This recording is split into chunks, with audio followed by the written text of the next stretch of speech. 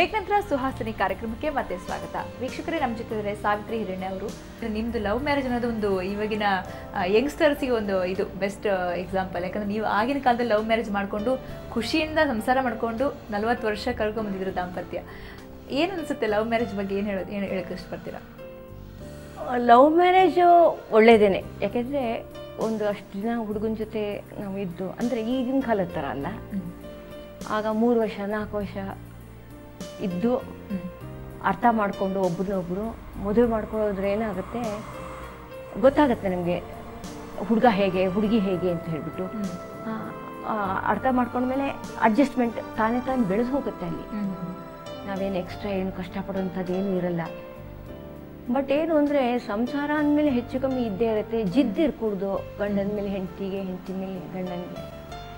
ಪ್ರೀತಿಗೆ ಒಂದು ವ್ಯಾಲ್ಯೂ ಇರಬೇಕು.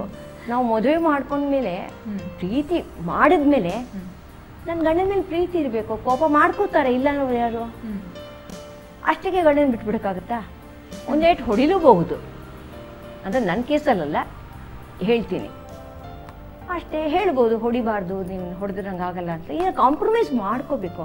ಮದುವೆ ಒಂದು ಕಾಂಪ್ರಮೈಸ್, ಅಡ್ಜಸ್ಟ್ ಮಾಡಿಕೊಂಡು ಒಬ್ರಿಗೊಬ್ಬರು ಹೊಂದ್ಕೊಂಡು ಜೀವನ ನಡೆಸ್ಕೋಬೇಕು ಅಷ್ಟೇ. ಯಾಕೆಂದರೆ ಈಗ ಇವಾಗ ನಾನು ನನ್ನ ಗಂಡನ ಬಿಟ್ಟೆ ಅಂತ ಇಟ್ಕೊಳ್ಳಿ, ಇನ್ನೊಬ್ಬನ ಮನ್ಮ ಮಾಡ್ಕೊಡ್ತೀನಿ. ಮದುವೆ ಮಾಡ್ಕೊಂಡ್ಮೇಲೆ ಅವನ ಜೊತೆ ನಾನು ಹೀಗಿರ್ತೀನಿ ಅಂತ ಏನು ಗ್ಯಾರಂಟಿ ಇದೆ? ಒಬ್ಬನ ಜೊತೆ ಇಲ್ದಿರೋರು ಇನ್ನೊಬ್ಬನ ಜೊತೆ ಇದಕ್ಕೆ ಸಾಧ್ಯನಾ? ಈಗಿನ ಕಾಲದಲ್ಲಿ ಇದೆಲ್ಲ ತುಂಬ ನಡೀತಿದೆ.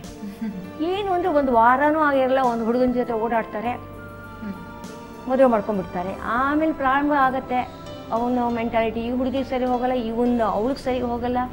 ದುಡ್ಡಿನ ವ್ಯವಹಾರದಲ್ಲೋ ಏನೋ ಒಂದು ಪ್ರಾಬ್ಲಮ್ ಆಗುತ್ತೆ. ಈಗ ಹೆಣ್ಮಕ್ಳಾಗಲಿ ಗಂಡು ಮಕ್ಕಳಾಗಲಿ ಸಿಕ್ಕಾಪಟ್ಟೆ ಸಂಪಾದನೆ ಮಾಡ್ತಾರೆ, ದುಡ್ಡೇ ಪ್ರಪಂಚ ಅನ್ಕೊಂಡ್ಬಿಟ್ಟಿದ್ದಾರೆ. ನಮ್ಗೆ ಹಾಗಾಗಿರಲಿಲ್ಲ. ಹಿಂದಿನ ಕಾಲದಲ್ಲಿ ಮರ್ಯಾದೆ, ಗೌರವ, ತಂದೆ ತಾಯಿ ಬಗ್ಗೆ ನಾವು ಯೋಚನೆ ಮಾಡ್ತಿದ್ವಿ, ಅಕ್ಕ ತಂಗಿರ ಬಗ್ಗೆ ಯೋಚನೆ ಮಾಡ್ತಿದ್ವಿ, ರಿಲೇಟಿವ್ಸ್ ಏನು ಅನ್ಕೋತಾರೆ ಅಂತ ಯೋಚನೆ ಮಾಡ್ತಿದ್ವಿ. ಇಷ್ಟು ನಮ್ಮ ಮನೇಲಿ ಏನು ಕಷ್ಟ ಸುಖ ಜಗಳ ಆದ್ರೂ ತಾಯಿ ಮನೆಗೆ ಹೋದ್ರೆ ನಗ್ನಗ್ತಾ ಹೋಗ್ತಿದ್ವಿ. ಹೇಳಿದ್ರು ಏನು ಹೇಳ್ತಿದ್ವಿ, ಅಮ್ಮ ತುಂಬ ಸಂತೋಷ ಆಗಿದ್ದೀನಿ. ನಮ್ಮ ಸಂಸಾರದ ಗುಟ್ಟು ನಮಗೇನೆ, ಇನ್ನೊಬ್ರಿಗೆ ಯಾಕೆ ಗೊತ್ತಾಗಬೇಕು ಹೇಳಿ? ಯಾವತ್ತೂ ನಾನು ಯಾರ ಹತ್ರ ನಮ್ಮ ಮನೇಲಿ ಯಾವತ್ತೂ ಒಂದು ದಿವಸ ನಮ್ಮ ಅಪ್ಪನ ಮನೇಲಿ ನನ್ನ ಕಷ್ಟ ಅಂತ ಹೇಳ್ಕೊಂಡಿದ್ದೆ. ಈಗಲೂ ನನ್ನ ಅಕ್ಕ ತಂಗಿರು ಬರ್ತಾರ ಮನೆಗೆ, ಒಬ್ರತ್ತೆ ನೀನು ಬಲೆ ಬಿಡೆ ಅಂತ ಅವರೆಲ್ಲ ಹೇಳ್ಕೊತಾರೆ ಕಷ್ಟ ಸುಖ ಎಲ್ಲ. ನಾನು ಅಡ್ವೈಸ್ ಮಾಡ್ತೀನಿ, ಹೀಗೆ ಮಾಡು ಹಾಗೆ ಮಾಡು ಅಂತ ಹೇಳ್ಬಿಟ್ಟು. ಬಟ್ ನಾನು ಯಾವತ್ತೂ ಹೇಳ್ಕೊಳಲ್ಲ. ಈವನ್ ನಾನು ದುಃಖವಾಗಿದ್ರು ಮಕ್ಕಳು ಬಂದಾಗ್ಲೂ ಅಮ್ಮ ಏನಮ್ಮ ಅಂತಾರೆ, ಏನಿಲ್ವೇ ತಲೆನೋವು ಅಂತಲೋ ಏನೋ ನೆಪ ಹೇಳ್ಬಿಡ್ತೀನಿ. ಮಕ್ಕಳಿಗೂ ನಾನು ಹೇಳ್ಕೊಳಕ್ಕೆ ಹೋಗಲ್ಲ. ಇದು ನನ್ನ ಕಮಿಟ್ಮೆಂಟ್. ನಾನು ಒಪ್ಕೊಂಡು ಮದುವೆ ಮಾಡ್ಕೊಂಡ್ಮೇಲೆ ನಾನು ಅವ್ನು ಸರಿ ಮಾಡಬೇಕು, ಅವ್ರು ನನ್ನನ್ನು ಸರಿ ಮಾಡಬೇಕು. ಅದು ಇರಬೇಕಿಲ್ಲ. ಈಗಿನ ಕಾಲಕ್ಕೆ ಅದು ಇಂಪಾರ್ಟೆಂಟು. ಅದನ್ನ ಯಾರೂ ಅರ್ಥನೇ ಮಾಡ್ಕೊಳ್ಳಲ್ಲ. ದುಡ್ಡು ದುಡ್ಡು ದುಡ್ಡು, ಓದು ಓದು. ಹಿಂದೆ ಅಷ್ಟು ನಾವು ಓದ್ತಾನೂ ಇರಲಿಲ್ಲ, ಅದು ಈಗಿನಷ್ಟು ದುಡ್ಡು ಇರಲಿಲ್ಲ. ಹೀಗೆ ನೀವು ಫೋನ್ ಹೊಡೆದ್ರೆ ನಿಮ್ಗೆ ಏನು ಬೇಕೋ ಮನೆಗೆ ತಂದು ಕೊಟ್ಬಿಡ್ತಾರಲ್ರಿ. ಅಡುಗೆನೇ ಮಾಡೋದು ಬೇಡ ನೀವು. ಹೌದು, ಬಟ್ಟೆ ಬರೆಯಿಂದ ಹಿಡಿದು ಏನು ಬೇಕೋ ನಿಮಗೆ ಆನ್ಲೈನ್ ಹೋಗಿ, ಆನ್ಲೈನಲ್ಲಿ ಎಲ್ಲ ಸಿಕ್ಬಿಡುತ್ತೆ ನಿಮಗೆ. ಇನ್ನೇನು ಬೇಕು ಹೇಳಿ? ನಮ್ಗೆ ಹಾಗಾಗ್ತಿರ್ಲಿಲ್ಲ. ನಾವು ಸಾಮಾನು ತರಬೇಕು, ತರಕಾರಿ ತೊಗೊಬೇಕು, ಮಾಡಬೇಕು, ಅಡುಗೆ ಮಾಡಬೇಕು, ಆಮೇಲೆ ದುಡ್ಡು ಹೊಂದಿಸ್ಬೇಕು. ತಿಂಗಳೆಲ್ಲ ಹೇಗೆ ಖರ್ಚಾಗತ್ತೆ ಲೆಕ್ಕ ಇಟ್ಟು, ಈ ತಿಂಗಳು ಏನು ತೊಗೊಳೋದು ಮಗುಗೆ, ಈ ತಿಂಗಳು ಏನು ಖರ್ಚು ಮಾಡೋಕ್ಕೆ ಜಾಸ್ತಿ ಆಗುತ್ತೆ, ಒಂದು ಮದುವೆಗೆ ಏನು ಪ್ರೆಸೆಂಟೇಷನ್ ಕೊಡಬೇಕು. ಮದುವೆ ಅವಾಗ ನೀವು ನೋಡಿ ಕಮಿಟ್ಮೆಂಟ್ ಇತ್ತು ನಿಮಗೆ, ಒಂದು ಜವಾಬ್ದಾರಿನ ಪೂರೈಸಬೇಕು ಅಂತೇಳಿ ಮದುವೆ ಮುಂದೂಡ್ತಾ ಬಂದ್ರಿ. ಅದ ನಂತರ ಪೂರೈಸಿದ ನಂತರ ಮದುವೆ ಅಂತ ಅದಕ್ಕೆ ಬಗ್ಗೆ ಥಿಂಕ್ ಮಾಡಿದ್ರಿ. ಬಟ್ ಇವಾಗ ಹಂಗಿಲ್ಲ. ಕರಿಯರ್ ಇನ್ನು ಸ್ಟಾರ್ಟ್ ಆಗ್ತಿದ್ದಂಗೆ ಮದುವೆಗೂ ತುಂಬ ಜನ ಪ್ರಿಪೇರ್ ಆಗ್ತಾರೆ, ಮದುವೆ ಮಾಡ್ಕೋಬೇಕು ಅಂತನೋ, ಅಥವಾ ತುಂಬ ಜನ ಮದುವೆನೇ ಬೇಡ ಅನ್ನೋ ರೀತಿ. ಏನು ಹೇಳ್ತೀರಾ ಈ ಒಂದು, ಅಂದರೆ ಮದುವೆ ಅನ್ನೋದು ಒಂದು ಅದಕ್ಕೆ ಸಮಯ ಇದೆಯಾ ಅಥವಾ ಅವ್ರಿಗೆ ಒಂದು ಈಗಿನ ಕಾಲಕ್ಕೆ? ಇಲ್ಲಮ್ಮ, ಮದುವೆ ಮಾಡ್ಕೊಳ್ತಿದ್ರೆ ಬದುಕ್ತಾರೆ ಹೆಣ್ಮಕ್ಳು, ಗಂಡಸರು ಅಷ್ಟೇ ಬದುಕ್ತಾರೆ. ಇನ್ನು ಗಂಡಸರು ಬದುಕೋಕ್ಕಾಗಲ್ಲ, ಹೆಣ್ಮಕ್ಳು ಮಾತ್ರ ಈಗಿನ ಕಾಲಕ್ಕೆ ನಾನು ನೋಡಿದ್ದೀನಿ. ಒಂದು ನನ್ನ ಲೆಕ್ಕದಲ್ಲಿ ಒಂದು ನನ್ನ ಪರ್ಚೇಸ್ತ್ರ ಜೊತೆಗೆ ನನ್ನ ಮಗಳೇ ಮದುವೆ ಮಾಡ್ಕೊಂಡಿಲ್ಲ, ಇನ್ನು ದೊಡ್ಡ ಮಗಳು. ಅವಳು ಫ್ರೆಂಡ್ಸೇ ಇದ್ದಾರೆ ಒಂದು 10-15 ಜನ, ಯಾರೂ ಮದುವೆ ಮಾಡ್ಕೊಂಡಿಲ್ಲ. ನಮ್ಗೆ ಸೂಟಬಲ್ ಗಂಡು ಸಿಕ್ಕಿಲ್ಲ ಆಂಟಿ ಅಂತಾರೆ. ದುಡ್ಡೇ ಜಾಸ್ತಿ ಇವಾಗ. ಆಮೇಲೆ ಮಳೆನೂ ಏನಾಗುತ್ತೆ, ತಂದೆ ತಾಯಿ ತುಂಬ ಸಾಹುಕಾರಾಗಿರ್ತಾರೆ, 1-2 ಮಗು ಇರುತ್ತೆ, ಏನು ಬೇಕಾದ್ರೆ ಮಗು ಕೊಟ್ಟು ಕೊಟ್ಟು ಕೊಟ್ಟು ಎಷ್ಟು ಅಭ್ಯಾಸ ಮಾಡಿರ್ತಾರೆ ಮಕ್ಕಳಿಗೆ ಅಂದರೆ ತಂದೆ ತಾಯಿನೇ ಕೇರ್ ಮಾಡಲ್ಲ. ನಂಗೆ ಬೇಕೇ ಬೇಕು ಅಂದರೆ ಮಗು ಕೇಳಿದ ತಕ್ಷಣ ತಂದು ಕೊಟ್ಬಿಡ್ತಾರೆ. ನಿಮ್ಮ ನಾಟಕಗಳ ಬಗ್ಗೆ ಮಾತಾಡ್ತಾ ಇದ್ವಿ ಯಾವಾಗಲೇ. ನಿಮಗೆ ತುಂಬ ಇಷ್ಟದ ಪಾತ್ರ ಯಾವುದು ನಿಮ್ಮ ನಾಟಕಗಳಲ್ಲಿ? ಕೈಲಾಸ ನಾಟಕದ ಎಲ್ಲ ಪಾತ್ರ ನನಗೆ ಇಷ್ಟ. ತುಂಬ ಇಂಟ್ರೆಸ್ಟ್ ಆಗಿರುತ್ತೆ ಮಾತು. ಗಂಡನ ಜೊತೆ ಜಗಳ ಆಡೋದು ಅಂದರೆ ಅಲ್ಲೇ ಆಡ್ಬೋದು. ಸಿಟ್ಟಿದ್ದೆಲ್ಲ ಅವ್ರ ಜೊತೆ ಪಾತ್ರ ಮಾಡಬೇಕಾದ್ರೆ ತೆಗೆದು ಅದೊಂದು ಒಟ್ಟಾರೆ ನಿಮ್ಮ ಜೀವನದ ಬಗ್ಗೆ ಏನು ಹೇಳ್ತೀರಾ? ನಿಮ್ಮ ದಾಂಪತ್ಯ, ಅವ್ರ ಬಗ್ಗೆ ಒಟ್ಟಾರೆ ನಿಮ್ಗೆ ಖುಷಿಯಾಗಿದ್ದಿರೋದು? ಸಿಕ್ಕಾಪಟ್ಟೆ ಸಂತೋಷವಾಗಿದ್ದೀನಿ. ನಂಗೆ 2 ಮಕ್ಕಳು ನನ್ನ ಜೊತೆ ಅಷ್ಟು ಹೊಂದ್ಕೊಂಡಿದ್ದಾರೆ. ಅವರು ಏನು ಅದು ಬೇಕು ಇದು ಬೇಕು, ನಾವು ಹೀಗಿರಬೇಕು ಹಾಗಿರಬೇಕು, ನಮ್ಮ ಅಪ್ಪ ನಮಗೇನು ಮಾಡಿಲ್ಲ, ನಮ್ಮಮ್ಮ ಏನು ಮಾಡಿಲ್ಲ, ತುಂಬ ಥ್ಯಾಂಕ್ಸ್ ಹೇಳ್ತಾರೆ ನನಗೆ.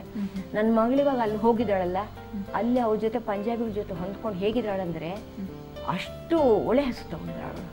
ಅದು ನಂಗೆ ಫೋನ್ ಮಾಡಿದಾಗ ಹೇಳ್ತಾಳಮ್ಮ, ನೀ ಹೇಳ್ಕೊಟ್ಟಿದ್ದೆ ಅಮ್ಮ ನನಗೆ, ನಾನು ನಿಂಗೆ ಥ್ಯಾಂಕ್ಸ್ ಹೇಳಬೇಕು ಅಂತ. ಸೊ ಏನು ದುಃಖನೇ ಇಲ್ಲ ನನಗೆ, ಸಂತೋಷವಾಗಿದ್ದೀನಿ. ನಿಜ ಜೀವನಕ್ಕೆ ಎಷ್ಟು ದುಡ್ಡು ಬೇಕೋ ಪೆನ್ಷನ್ ಬರುತ್ತೆ, ಸಂಭಾಳಿಸ್ಕೊಂಡ್ಬಿಡ್ತೀವಿ. ಮಕ್ಕಳು ಹೇಳ್ತಾ ಇರ್ತಾರೆ ಏನಾದ್ರು ಬೇಕಮ್ಮ ಬೇಕಮ್ಮ ಅಂತ. ನನಗೇನು ಇಷ್ಟಪಡಲ್ಲ. ನಾನು ಮುಂಚೆ ಕಾಟನ್ ಸೀರೆ ಉಡ್ತಿದ್ದೆ ಎಲ್ಲಿ ಹೋದ್ರು. ಈಗ ಸ್ಟಾರ್ಚ್ ಮಾಡಿ ಐರನ್ ಮಾಡಿ ಎಲ್ಲ ಕಷ್ಟ, ಐರನ್ಗೂ ತುಂಬ ದುಡ್ಡು. ಅದಕ್ಕೋಸ್ಕರ ಆಚೆ ಹೋದರೆ ಸಿಲ್ಕ್ ಸ್ಯಾರಿ ಏನಾದ್ರು ಒಂದು ಉಟ್ಕೊಂಡು ಹೋಗ್ತೀನಿ, ಮನೆ ಕಾಟನ್ ಸೀರೆ ಉಡ್ತೀನಿ. ನಂದೇನು ಎಕ್ಸ್ಪೆಕ್ಟೇಷನ್ಸ್ ಏನಿಲ್ಲ ರೀ. ಗಂಜಿ ಕೊಟ್ಟರು ಕುಡಿತೀನಿ. ಎಕ್ಸ್ಪೆಕ್ಟೇಷನ್ ಜಾಸ್ತಿ ಇದ್ರೇನೆ ಅಲ್ಲಿ ಜಗಳ ಜಾಸ್ತಿ ಆಗುತ್ತಾ ಅಂತ? ಆಗುತ್ತೆ. ಆಸೆ ಇಟ್ಕೋಬಾರ್ದು ಮನುಷ್ಯ. ನಾವು ನೀರಿನ ಥರ ನದಿ ಹರ್ಕೊಂಡು ಹೋಗುತ್ತಲ್ಲ, ಹೆಣ್ಮಕ್ಳು ಹಾಗೇನೆ ಹರ್ಕೊಂಡು ಹೋಗ್ತಾ ಇರಬೇಕು. ಹಳ್ಳ ಕೊಳ್ಳ ಬಂಡೆ ಎಲ್ಲ ಅಡ್ಡ ಬರುತ್ತೆ, ಆದರೂ ಅದು ಹಾಗಾಗೆ ಹೋಗ್ತಾ ಇರತ್ತಲ್ಲ. ನಮ್ಮ ಜೀವನನೂ ಅಷ್ಟೇ. ನಾನು ಅದೇ ಇಷ್ಟಪಡ್ತೀನಿ. ಯಾಕೆಂದ್ರೆ ನಮ್ಮ ತಾಯಿಯಿಂದ ನಾವು ತುಂಬ ಕಲ್ತಿದ್ದೀವಿ. ನಮ್ಮ ಹೆಣ್ಮಕ್ಳು 12 ಮಕ್ಕಳನ್ನ ಅವರೆಷ್ಟು ಒಂದು ಚೂರು ಏನೂ ಇಲ್ಲದೆ, ಜಗಳ ಕರ್ನ ಇಲ್ಲದೆ ಎಷ್ಟು ಚೆನ್ನಾಗಿ ನೋಡ್ಕೊಂಡು, ಒಬ್ರಿಗೊಬ್ರು ವ್ಯತ್ಯಾಸನೂ ಮಾಡ್ತಿರಲಿಲ್ಲ. ನಮ್ಮ ತಾಯಿ ಅಷ್ಟು ಚೆನ್ನಾಗಿ ನೋಡ್ಕೊಂಡಿದ್ದಾರೆ ನಮ್ಮನ್ನು. ಓಕೆ, ಅವ್ರಿಗಿನ್ನ ಹೆಚ್ಚಾಗಿ ನೀವು ಈಗಿನವ್ರಿಗೆ ಮಾದರಿ ಅಂತಲೇ ಹೇಳ್ಬೋದು. ಯಾಕಂದರೆ ನಿಮ್ಮ ಜೀವನ ಕ್ರಮ ಇರ್ಬೋದು, ತುಂಬ ಸಿಂಪಲ್ಲು. ಆ ಮೊದಲಿಂದ ಒಂದು ನಿಮಗೊಂದು ಧ್ಯೇಯ ಅಂತ ಇಟ್ಕೊಂಡಿದ್ದೀರಾ ಜೀವನದಲ್ಲಿ. ಕೆಲವೊಂದು ಸಣ್ಣ ಪುಟ್ಟ ಕಮಿಟ್ಮೆಂಟ್ಗಳಿಗೆ ಕರೆಕ್ಟಾಗಿ ಅದನ್ನ ನಿಭಾಯಿಸ್ಕೊಂಡು ಖುಷಿಯಾಗಿದ್ದೀರಾ. So much. ನಿಮ್ಮ ದಾಂಪತ್ಯ ಹೀಗೆ ಇರಲಿ, ಯಾವಾಗಲೂ ಖುಷಿಯಾಗಿರಲಿ ಅಂತ ನಾನು ಆಶಿಸ್ತಾ ಇದ್ದೀನಿ. Thank you very much. Thank you madam, ನಮ್ಮ ಜೊತೆ ಮಾತಾಡೋದಕ್ಕೆ. ಓಕೆ ವೀಕ್ಷಕರೇ, ಇದು ಸಾವಿತ್ರಿ ಮೇಡಮ್ ಅವರ ಮಾತು. ಮದುವೆ ಬಗ್ಗೆ ಮಾತಾಡ್ತಾ ಇದ್ವಿ. ಮದುವೆ ಜೀವನದಲ್ಲಿ ಎಷ್ಟು ಮುಖ್ಯ, ಅದನ್ನು ಯಾವ ರೀತಿ ನಾವು ನಿಭಾಯಿಸ್ಕೊಂಡು ಹೋಗಬೇಕು ಅಂತ ತುಂಬಾ ಸರಳವಾಗಿ, ತುಂಬ ಸಿಂಪಲಾಗಿ ಹೇಳಿದ್ದು. ಏನಪ್ಪ ಅಂತಂದರೆ ಕಾಂಪ್ರಮೈಸ್ ಆಗೋದು. ಇಬ್ಬರೂ ಕೂಡ, ಗಂಡನೂ ಆಗಬೇಕು ಹೆಂಡತಿನೂ ಆಗಬೇಕು, ಒಬ್ಬರು ಆಗೋದು ಅಂತಲ್ಲ. ಸೊ ಇಬ್ಬರಲ್ಲೂ ಕೂಡ ಹೊಂದಾಣಿಕೆ ಇತ್ತು, ಕಮಿಟ್ಮೆಂಟಿಗೆ ಭದ್ರಾಗಿ ನಡ್ಕೊಂಡು ಹೋದ್ವಿ ಅಂತಂದರೆ ಎಷ್ಟೇ ಕಷ್ಟ ಬರಲಿ, ಏನೇ ಜಗಳ ಬರಲಿ, ಮತ್ತೆ ಅದು ಕೂಡ ಅಲ್ಲೇ ಸಮಾಧಾನ ಆಗಿ ಮತ್ತೆ ಖುಷಿಯಾಗಿರ್ಬೋದು ಅಂತ. ಅದಕ್ಕೆ ಸಾಕ್ಷಿ ಅವರ ಜೀವನ ಕ್ರಮ ಅಂತ ಹೇಳ್ಬೋದು. 41 ವರ್ಷಗಳ ಸುಖಿ ದಾಂಪತ್ಯ ಅವ್ರದ್ದು.